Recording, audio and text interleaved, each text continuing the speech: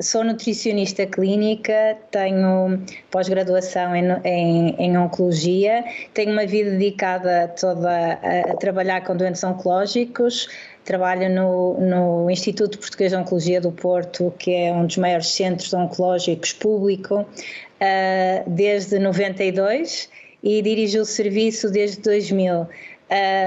E acumulo também dando aulas na Universidade Católica do Porto e colaborando também com um hospital privado em que também tenho oportunidade de ver doentes oncológicos, mas também de outro tipo de patologias.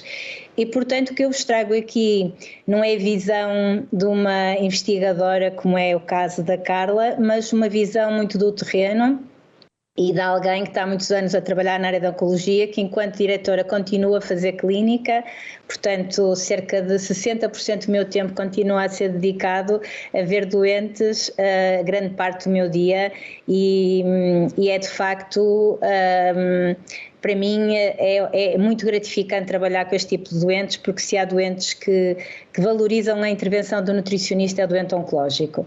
E, portanto, sem mais delongas, o que me pediram para vir cá partilhar convosco foi a minha perspectiva do que é importante na avaliação nutricional e o que deve ser considerado por nutricionista na tomada das decisões clínicas. E pedia então para passar ao primeiro slide.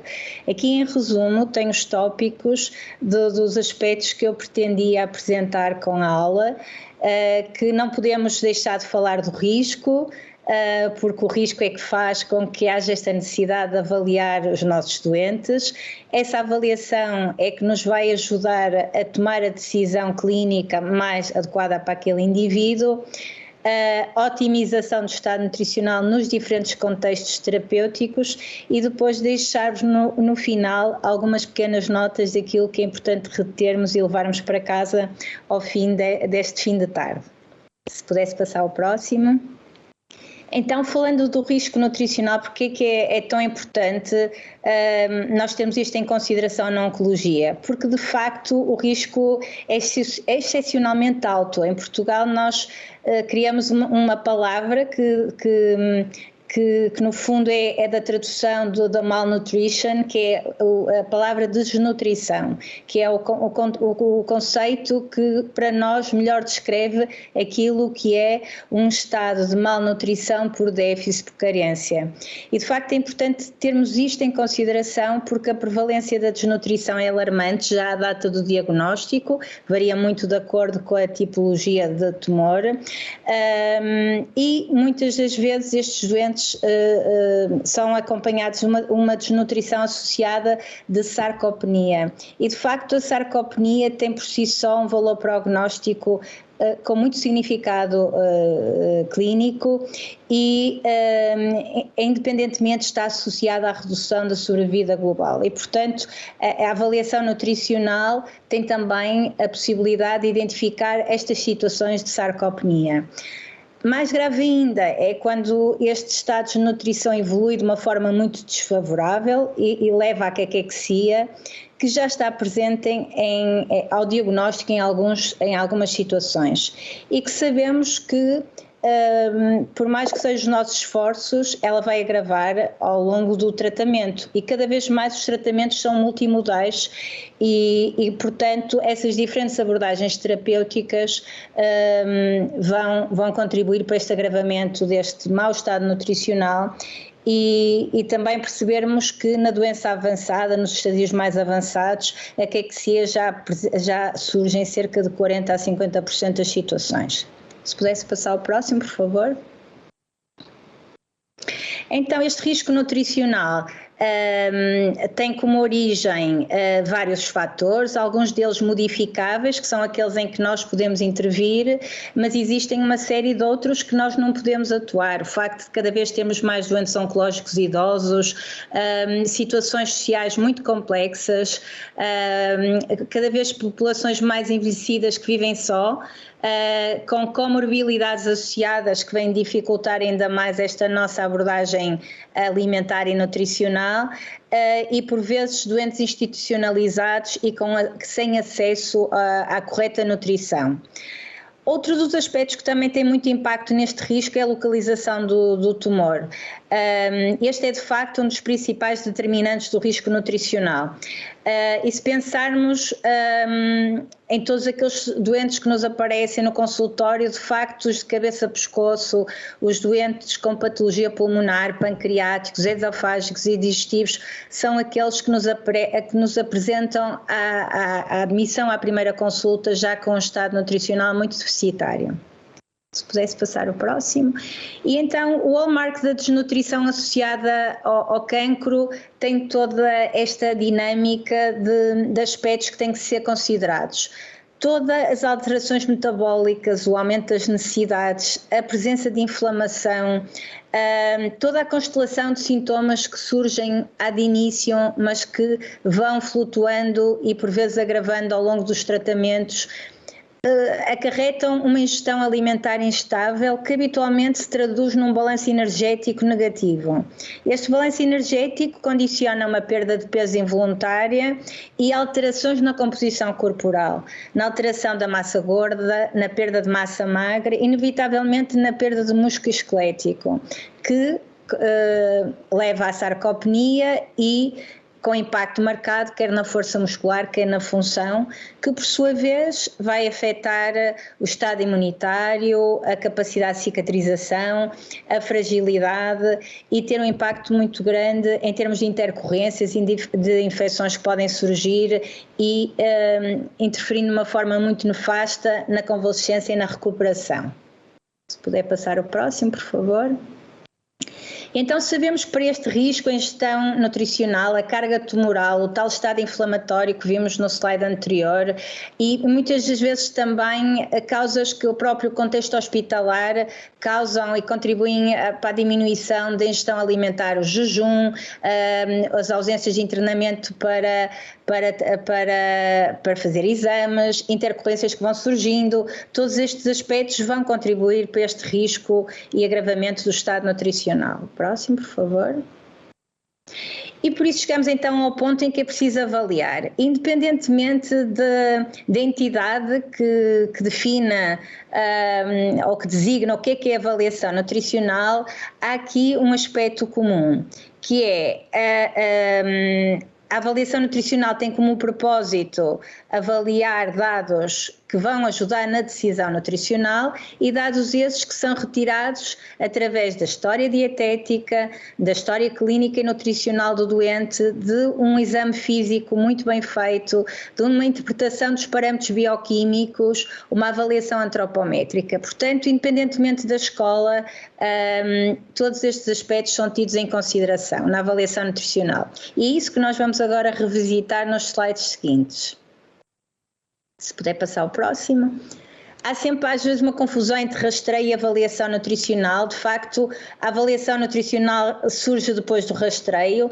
Num hospital público como o nosso, nós não conseguimos ver todos os doentes, infelizmente, que todos mereceriam um tipo de intervenção para a nutrição, mas isso não é possível. Então, o rastrear é muito importante, o rastrear com base em dados mais rápidos de obter, peso, altura, mudanças de peso, mudança de hábitos alimentares, ter em consideração o diagnóstico de base, que deve ser aplicado muito rapidamente nas primeiras 24 horas, se possível, e no caso deste se encontrar alterado, um encaminhamento para a avaliação nutricional. Essa sim, uma avaliação mais longa que obriga a um contexto de consulta que acomoda um tempo adequado para poder fazer tudo aquilo que deve ser feito numa consulta de nutrição, principalmente se for uma consulta inicial. E dessas alterações detectadas para a avaliação nutricional é que vamos estabelecer metas e então, em segundo plano, dar então as nossas recomendações alimentares e nutricionais. E enquanto o rastreio é suposto que seja um método breve, não invasivo, de custo baixo, que identifica então a necessidade de evoluirmos para uma avaliação, a avaliação nutricional é de facto algo que tem que ser feito por um nutricionista. É uma abordagem mais compreensiva, que tem que ter em consideração mais aspectos, é um método que pode até vir a ser invasivo, envolve algum custo, mas é fundamental para identificar a necessidade de intervenção. Próximo, por favor. E, portanto, quando estamos a falar em avaliação nutricional, pretendemos determinar qual o estado nutricional daquele indivíduo, baseado em vários aspectos, que vão dos aspectos mais médicos, em que é importante o nutricionista também ter um conhecimento sobre as patologias, sobre as abordagens terapêuticas, sobre o tipo de patologia que está na base e o comprometimento que isso acarreta na digestão, na absorção dos nutrientes. Temos que também ter um foco muito grande de avaliar aquilo que são em gestão atual, tentar quantificar qualitativamente e quantitativamente, não esquecer o contexto social, depois fazer medições mais práticas, avaliar dados antropométricos, bioquímicos e nunca esquecer as interações que podem ocorrer entre medicação e nutrientes e podem condicionar um pouco o nosso aconselhamento alimentar. O próximo, por favor. E, portanto, o que é que pretendemos? Identificar problemas, definir em que estado nutricional é que aquele indivíduo se encontra, determinar o tipo de terapêutica nutricional e incluindo a educação do doente e do seu cuidador e depois monitorizar todas as alterações e efeito das intervenções que implementarmos. E então, nesta avaliação nutricional, seguindo o método ABCD, em que este acrónimo é constituído por as letras de cada uma das etapas da avaliação nutricional. O próximo, por favor. Então, na antropometria, habitualmente são realizadas medições de características físicas, tamanho, composição corporal. É muito importante fazer uma história muito precisa daquilo que é as alterações de peso atual, usual, a avaliação da altura e, de facto, em contexto hospitalar, com poucos recursos, habitualmente aquilo que nós conseguimos obter da antropometria é o peso e a altura. Na antropometria é importante também a consistência dos registros e a evolução temporal das variações ponderais. E, portanto, estas variações é que nos vão ser relevantes para identificar alterações do estado nutricional. Claro que precisamos de equipamentos precisos, de bons equipamentos e depois termos muito em consideração que muitas das vezes a comparação que se faz destes valores é com população saudável, o que não se aplica no nosso contexto. Pode passar ao próximo. Portanto, ter em consideração as questões do peso, as questões de variação de peso recente. Muitos doentes, muitas das vezes, mencionam que perderam peso porque estavam a tentar algum plano alimentar, por causa de outro tipo de patologia. Portanto, as alterações sempre questionar se são involuntárias e nos indivíduos obesos também é muito importante quantificar estas alterações, incluir o fator tempo, avaliar a severidade da perda de peso, porque muitas das vezes os obesos, esta questão do peso não é escrutinada com tanto pormenor nem com tanto rigor, porque há quem ainda pense, infelizmente, que os obesos têm muita reserva e que, portanto, esta questão de esmiuçar a questão do peso não será tão relevante. Próximo. E depois, passando muito rapidamente pela análise destes dados, existem vários indicadores definidos de percentagens de perda em relação ao peso habitual, a medição das precas, comparação com as tabelas, a medição das circunferências. Vamos agora passar assim mais rapidamente os próximos. Portanto, existem algumas tabelas já definidas, mas como já vos tinha dito, a maior parte delas não são fiáveis para a população de doentes. O seguinte. Portanto, o IMC, apesar de já aqui há alguns tempos ouvir num congresso até do Ganepão, que era o enterro do IMC, acaba por ser um indicador que continuamos a utilizar com muita rotina, apesar de todos os viés que os resultados que daí advêm têm, nomeadamente no doente oncológico, estar muito atento às questões do edema, da ascite, alguns doentes apresentam desidratação e, por exemplo, em alguns doentes portadores de patologia de diagnóstico muito rápido, como é o caso dos linfomas ou mesmo algumas leucemias, temos atletas que vêm ainda com um bom estado nutricional, com uma grande massa magra e que por vezes apresentam IMCs muito elevados e que não é propriamente sinónimo de excesso ponderal ou obesidade. Portanto, temos que ter isso tudo em consideração. Próximo, por favor. Por isso, a percentagem de perda de peso em relação ao habitual, estas alterações quantificadas num período temporal, são muito importantes de termos em consideração para avaliar a gravidade dessa perda de peso e do significado que isso pode ter do ponto de vista da composição corporal. Próximo, por favor. E, portanto, as pregas cutâneas, como vos digo, na nossa prática clínica não são uma realidade. Eu sei que no Brasil vocês utilizam com muita frequência, também muito condicionado com um tempo muito restrito que nós temos para as avaliações, que é de cerca de meia hora para uma primeira consulta e, portanto, utilizamos mais em termos de trabalhos de investigação. Portanto, não, a prega cutânea tricipital habitualmente é mais utilizada, mas apesar de ser uma das formas utilizadas também para avaliar a composição corporal, na experiência que eu tenho, não é uma rotina na nossa prática clínica. Próximo, por favor. As medições das circunferências, essas habitualmente utilizamos com mais regularidade, principalmente nas consultas que não têm tanto o foco da desnutrição, mas mais nas consultas do excesso ponderal e da obesidade. E fazemos também com mais regularidade a medição do perímetro seminal. Próximo, por favor. Passando para a letra B do acrónimo do conjunto da avaliação nutricional. A interpretação de parâmetros bioquímicos é de extrema importância e habitualmente estes são alguns dos parâmetros analíticos que temos em consideração na nossa rotina. Claro que a pré-albumina também não é um doseamento que se faça com muita regularidade, nem o índice de creatinina à altura, mas estes estão preconizados como os marcadores bioquímicos com mais significado para a avaliação do estado nutricional. Próximo, por favor. Claro que depois a análise destes valores tem que ser visto no contexto de patologias que correm em simultâneo, não é?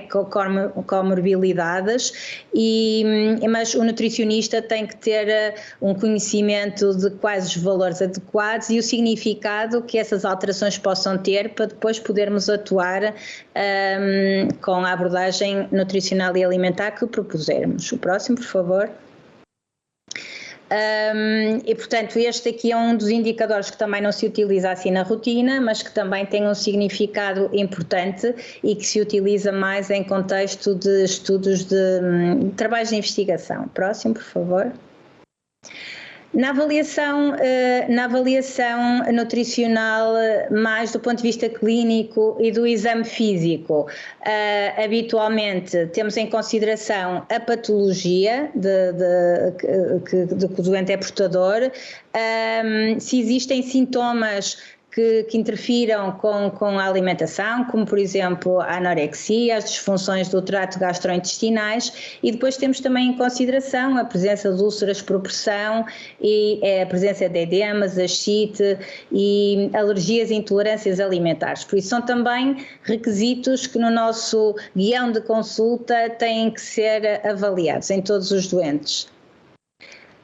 Os antecedentes médicos com relevância nutricional são de ter em consideração, a medicação habitual, as interações que estes medicamentos podem ter entre si, com os nutrientes e com alguns componentes específicos da alimentação. Eu lembro, por exemplo, a questão da toranja, não é que há muitas pessoas que têm o hábito de tomar a toranja e que a toranja apresenta limitações do seu consumo na quimioterapia, por exemplo, e isto é só apenas um dos exemplos que temos que ter em consideração e daí a importância de uma recolha do diário alimentar muito pormenorizada. Próximo, por favor. E, portanto, tudo o que seja um diagnóstico que interfira marcadamente com a ingestão, com a digestão, com a excreção, é logo à partida um fator de risco para desnutrição. Sabermos também a duração e a severidade da doença é também muito importante para quantificarmos o risco. Próxima, por favor. E agora vamos passar ao exame físico e nesta imagem temos aqui a diferentes cores, os locais que depois nós no exame físico temos que ter em consideração, porque uns estão mais associados ao músculo, outros estão mais associados à gordura, outros aos edemas, e temos que passar em revista na nossa consulta todos estes aspectos. E agora ia pedir para passar o próximo e vamos mostrando algumas imagens o olho é muito informativo, a gordura debaixo do olho, portanto devemos procurar círculos de gordura que indicam perda de gordura, mas de qualquer forma temos de ter em consideração também a questão que alguns doentes apresentam excesso de fluidos sob o olho e, portanto, com estas imagens é possível ver as diferenças que existem entre um doente com esta região quando está bem nutrido e quando está desnutrido. Próximo, por favor. Os bíceps também são sempre mais pequenos que os tríceps, mas também são completamente, quando se faz o exame físico é completamente diferente avaliar um doente bem nutrido de um doente muito desnutrido, portanto a avaliação e a percepção desta região do braço também é muito informativa em relação ao estado de desnutrição. Próximo. Os tríceps, também com a formação da prega muito marcada naqueles doentes mais desnutridos. Próximo, por favor. Nas têmporas também são muito informativas e por vezes é o aspecto que nos salta mais em contexto de consulta, não é? Porque nem sempre temos possibilidade de estar a fazer a avaliação nos membros superiores e, portanto, as têmporas é também algo que temos de ter muito em consideração para ver sinais de desnutrição. Próximo, por favor. As clavículas, que também numa desnutrição severa apresentam muito mais marcadas, não é? Como se pode ver aqui nestas imagens. O próximo, por favor. Na região do ombro, na desnutrição severa com uma marcação marcada da parte óssea. O próximo, por favor. Na mão, que também é muito informativo, não é? Fazer pinçar e verificar a quantidade de gordura que se encontra no espaço entre os dois dedos, quando está em forma de pinça. O próximo. A percentagem de gordura no joelho, com um aspecto muito distinto, desde o doente bem nutrido ao doente desnutrido. Próximo, por favor. Na perna e na coxa, e este é aquele que utilizamos com mais frequência para a medição do perímetro geminal. O próximo, por favor. E depois também estar atento a algumas características a nível do olho, da língua, da própria pele, do formato das unhas, que poderão também ser indicadoras de deficiências de vários nutrientes. O próximo, por favor. E, portanto, chegamos depois à parte final da dieta, não é? A dieta, no nosso guião de consulta, é o último aspecto a ser considerado antes de depois fazermos uma proposta, um diagnóstico nutricional e uma proposta de nutrição. De facto, fazer um escrutínio muito grande daquilo que é a ingestão habitual. Habitualmente o que fazemos é a recordação das 24 horas precedentes e algumas questões também de frequência alimentar. São importantes para estimarmos aquilo que o doente ingere, quais serão os déficits e o que é que tem que ser corrigido. Escrutinar também muitas fontes de proteína, porque muitos destes doentes chegam-nos à consulta e mudam completamente o seu padrão alimentar, deixam de comer carne, deixam de comer algum tipo de carne, alguns deixam de todo tomar carne. Em Portugal há muito hábito também, quando o doente é diagnosticado com cancro, deixar de tomar leite, produtos lácteos e, portanto, o esmiuçar em pormenor o dia alimentar é importantíssimo para um melhor conhecimento daquilo que é o aporte alimentar destes doentes. Próximo, por favor. E, portanto, em resumo, do risco à avaliação nutricional, tendo estas componentes todas incluídas, fazemos o diagnóstico nutricional, determinamos aquilo que são as necessidades nutricionais para esse indivíduo e só depois, então, em função de termos aqui um profundo conhecimento do que é a sua avaliação nutricional, é que conseguimos desenvolver e implementar um plano de cuidados nutricionais. E, portanto, existem vários protocolos que podem ser criados para identificar, para rastrear, para avaliar. Na avaliação nutricional é muito importante também a avaliação muscular, da força, da massa, da funcionalidade, para que depois a intervenção seja dirigida àquilo em que verificamos maiores déficits. Próximo, por favor. E, portanto, o PGSGA como gold standard para avaliação nutricional, que pode ser preenchida a primeira parte por doente e a segunda parte uma componente que, para além de nos identificar o estado de nutrição desse indivíduo, também vai-nos já condicionar naquilo que tem que ser o seguimento do indivíduo. Próximo, por favor. Os critérios GLIM, não é? Que para além de rastrear e diagnosticar desnutrição, também nos dão a carga da severidade da doença e que entra em consideração com aspectos quer do ponto de vista fenotípico ou etiológico e, portanto, tem aqui uma componente mais alargada e mais informativa. O próximo, por favor. E, portanto, em função do instrumento que se utilize e das diferentes encontradas nestes grandes departamentos, peso, ingestão alimentar, sintomas, capacidade funcional, temos a possibilidade de encaixar o nosso doente num determinado tipo de desnutrição, mais moderada, mais grave, que leva a uma ação diferente da equipa de nutrição. Próximo, por favor. E, portanto, não descurando a avaliação muscular, a avaliação da força, se tivermos possibilidade de utilizar a dinamometria, ótimo, se não tivermos, eu no meu dia-a-dia, como não tenho a dinamometria, eu faço o teste da cadeira, o teste de levantar-sentar, 15 segundos, é esse que habitualmente utilizo, para além de fazer também a medição do perímetro geminal. O próximo, por favor. E, portanto, nós em oncologia temos algumas escalas que são utilizadas pelos oncologistas médicos que também nos dão uma percepção da capacidade que o indivíduo tem para executar tarefas do dia-a-dia e que também são bastante informativas daquilo que é o seu contexto físico e da sua capacidade funcional e que também é muito informativa para complementarmos e, portanto, é um dado que também colocamos sempre nos nossos registros, é o ECOG ou índice Karnofsky que esse doente apresenta. O próximo, por favor.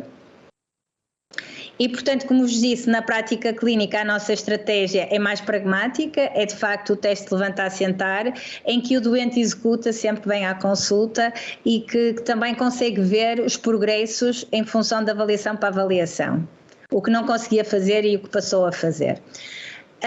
O nosso dia-a-dia é baseado em guidelines que existem, nós seguimos os guidelines europeus e de facto estão espaldados nesses guidelines a importância que tenha a avaliação nutricional para depois, em função do contexto terapêutico específico, definirmos qual o tipo de abordagem. Próximo, por favor.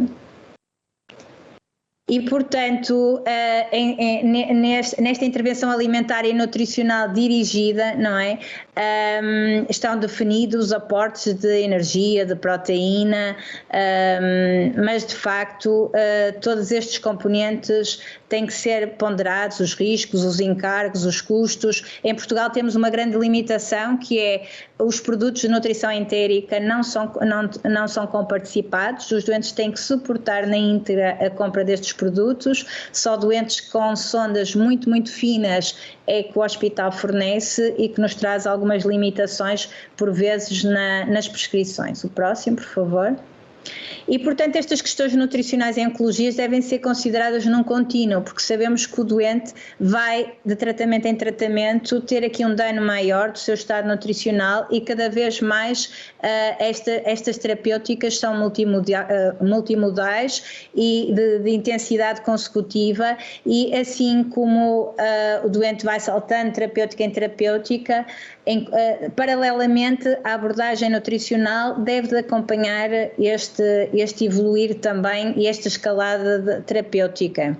Próximo, por favor. E de facto, de acordo com a abordagem terapêutica, seja ela cirúrgica, quimioterapia, radioterapia, existem queixas com grande impacto na nutrição, no estado nutricional, na capacidade do doente se alimentar. E cabe ao nutricionista ter a percepção do que essa cirurgia vai causar em termos de alterações anatómicas, em termos de sintomatologia, para depois conseguir fazer essa melhor gestão das propostas terapêuticas que o que for proposto a esse indivíduo. Próximo, por favor. E, portanto, a nossa atuação recebe por base o modelo do Nutrition and Care Process, não é? É um modelo em contínuo, em que de consulta em consulta, seja em termos de visitas no ambulatório, quer seja em visitas no internamento, tem que estar em contínuo. Esta natureza multifatorial que a desnutrição apresenta associada ao cancro obriga também estas abordagens mais abrangentes e multimodais. Não basta termos os cuidados nutricionais ótimos, temos que ter uma boa gestão da dor e por isso temos que trabalhar com os médicos para gerir a dor, para mitigar tudo o que seja sintomas, acrescentar o exercício e modular a inflamação para que os resultados sejam os pretendidos. A próxima, por favor. E, portanto, temos de ter nutricionistas capacitados não só apenas para avaliar nutricionalmente, mas para saber fazer diagnósticos nutricionais. Nós em Portugal temos o Catálogo Português de Nutrição, que nos ajuda a fazer este trabalho e a identificar o correto diagnóstico do ponto de vista da nutrição. Tem que ser capacitado para uma intervenção nutricional adequada em função do diagnóstico e da avaliação feita previamente e depois não esquecer a monitorização. Próximo, por favor. E, portanto, a melhor literatura dispõe orientações nos diferentes contextos. Temos também de ser conhecedores de todos estes referenciais. O próximo, por favor. E os objetivos da intervenção vão se ajustando ao contexto, não é? Se numa cirurgia é a estabilização e a otimização do estado nutricional, passando pelos programas pré-habilitação, ERAs e reabilitação, na quimioterapia, para além dessa estabilização do estado nutricional, a mitigação dos sintomas é de facto mandatória. Na radioterapia pretende-se a estabilização nutricional, a mitigação dos sintomas e num contexto paliativo em que o controle sintomático e o conforto é de valorizar e a qualidade de vida, a abordagem muda um pouco de foco. Próximo, por favor. E, portanto, em termos de conclusão, eu penso que, não sei se já me ultrapassei no meu tempo, o que é que eu vos gostaria só de relembrar daquilo que foi esta caminhada ao longo desta apresentação? Que a desnutrição é muito prevalente em certos tipos de cancro e principalmente naqueles doentes que se apresentam pela primeira vez na nossa consulta já em estadios muito avançados, que o rastreio precoce é mandatório e a reavaliação periódica dos não identificados é fundamental em contexto de internamento, devendo ser implementados logo a quando do diagnóstico e sempre que há mudanças nas abordagens terapêuticas. A avaliação nutricional é um processo vasto, complexo, que tem que ser ajustado à realidade de cada um de nós, quer seja no contexto hospitalar, no contexto de ambulatório, utilizando o protocolo que melhor se adapta à disponibilidade, quer de recursos humanos, quer de recursos materiais. A avaliação nutricional deve permitir diagnosticar a desnutrição, que quando esta é associada ao cancro, pela sua natureza, recomenda também abordagens mais integradoras, cuidados nutricionais ótimos, gestão da dor, de sintomas, o exercício e a modulação da inflamação. A avaliação nutricional ajuda à tomada das decisões clínicas, que do ponto de vista dos cuidados nutricionais deve servir não só para prevenir e gerir a desnutrição, mas também otimizar a ingestão de nutrientes, promovendo e mantendo um peso corporal e uma massa magra ótima. Portanto, sabendo que a desnutrição tem um impacto negativo nos resultados clínicos e que as intervenções nutricionais apropriadas são fundamentais e em tempo útil, a otimização destes cuidados nutricionais tem um impacto muito positivo em todos os resultados, sejam eles a nível clínico, custo, mas também muito centrados no bem-estar do doente. e deixo-vos alguma bibliografia e terei todo o prazer em partilhar a apresentação, quem dela mostrar interesse. Obrigada.